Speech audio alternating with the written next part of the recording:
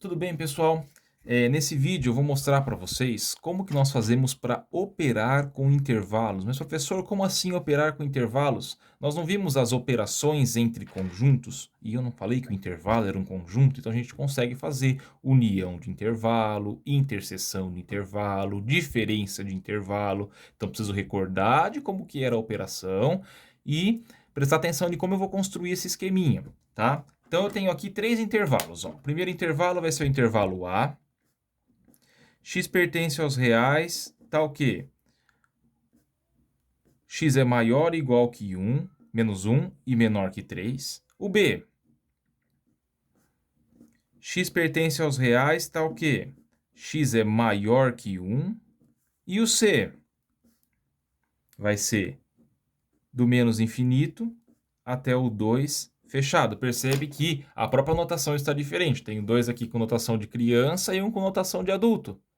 E eu tenho que saber o quê? Primeira coisa, traduzir isso daqui para minha representação gráfica lá do intervalo, fazer o desenho da reta, tá? Então, ó, vou fazer três retinhas aqui. Faz bem caprichadinho também, usa a régua, tá? Vou passar as dicas aqui necessárias. Então, ó, quando eu tenho três ou até mais intervalos, eu tenho que prestar atenção aqui. Quais são os valores que estão aqui nos meus extremos? Então eu tenho o menos 1, o 3, o 1 e o 2. Eu preciso colocar isso de maneira ordenada para me facilitar. Então, vou colocar que o menos 1 está aqui.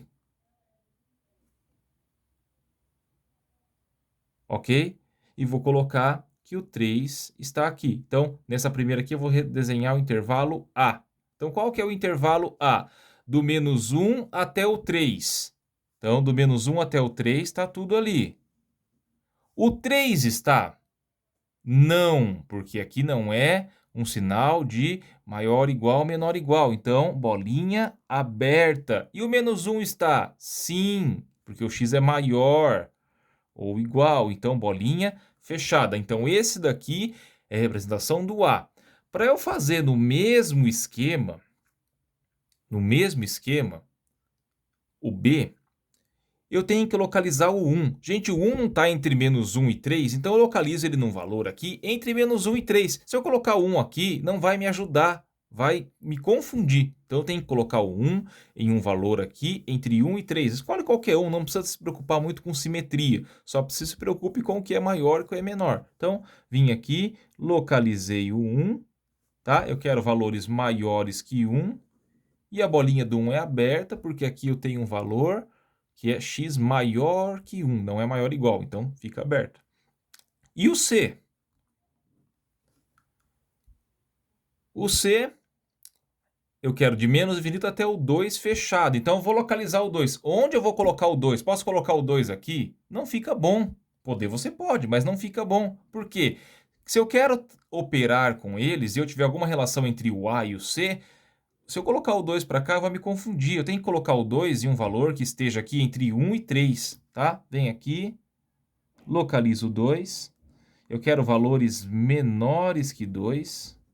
E a bolinha aqui é fechada, porque o 2 está fechado, tá? Então, essa é a maneira de representar graficamente os meus intervalos.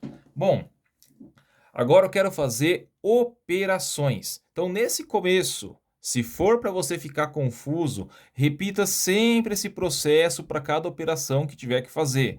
Quando você tiver acostumado com a notação e conseguir olhar para o esquema e colocar a resposta direto, perfeito, tá? Então vamos fazer aqui uma operação. O que é que vai ser A unido com B? Bom, A unido com B, são essas duas aqui. Então, no começo, quando você ainda não está familiarizado, constrói aqui o intervalo, todo bonitinho, mesmo que pareça repetitivo, tá?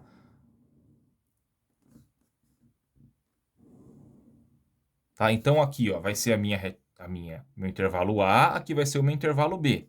Então, copiar ali do que eu fiz ali em cima. O A vai do menos 1 até o 3, do menos 1 fechado até o 3 aberto. O B, ele vai do 1 até o mais infinito. E aqui eu vou fazer a operação A unido com B. Lembrando, o que era A unido com B? Vamos lembrar lá. A unido com B são os elementos x pertencente aos reais, tá o quê? X pertence a A ou x pertence a B. Tá? Então, quais são os elementos que estão em A ou estão em B? Vai ser assim, ó.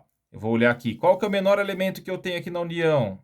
O menos 1, fechado. E vai seguir aqui para frente. Tá? Tudo isso, eu agrupei os conjuntos. Professor, mas por que o 1 está? O 1 está no B? Não, mas o 1 está no A, então ele vai estar na união.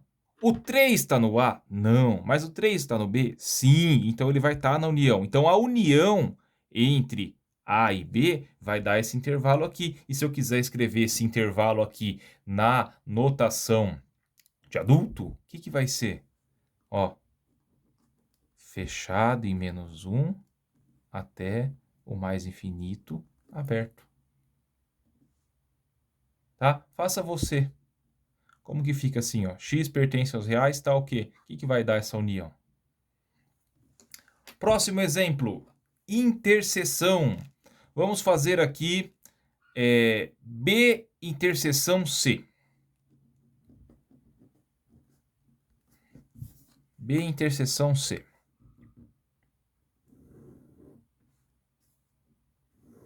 De novo, repetitivo, gente. Mais para frente, você aprende a fazer tudo só olhando para esse esquema, tá? Não precisa ficar repetindo o desenho todas as vezes. Então, vou desenhar aqui o B, vou desenhar aqui o C, e aqui vai ser B interseção C. Então, o B, ele vai do 1 até o mais infinito. O C, ele vai do 2 fechado até o menos infinito. E o que é a interseção de conjuntos? Lembrando lá, o que vai ser B interseção C? Os elementos x pertencentes aos reais, tais que x está em B e x está em C. Então, quais são os elementos que são comuns aos dois intervalos, que estão nos dois simultaneamente, ó? É esse miolinho aqui, ó. Por isso que eu falei que tem que relacionar aqui o conjunto todo ordenado. Se você coloca o 1 estando para cá, você vai achar que a interseção é vazia, porque não vai ter nada em comum, tá? Cuidado. Então, ó, B interseção C, do menos 1 até o 2. Tudo aqui tudo que está entre eles. Beleza, vamos analisar os extremos. Para estar na interseção, ele tem que estar nos dois simultaneamente. O 1 está aqui? Não, então ele não pode estar na interseção. Então aqui a bolinha fica aberta. E o 2? O 2 está no B? Sim. O 2 está no C? Sim. Então o 2 está na interseção. Então a interseção de B com C vai ser o quê? O intervalo aberto em 1 e fechado em 2. Depois vocês fazem essa anotação aqui. Ok?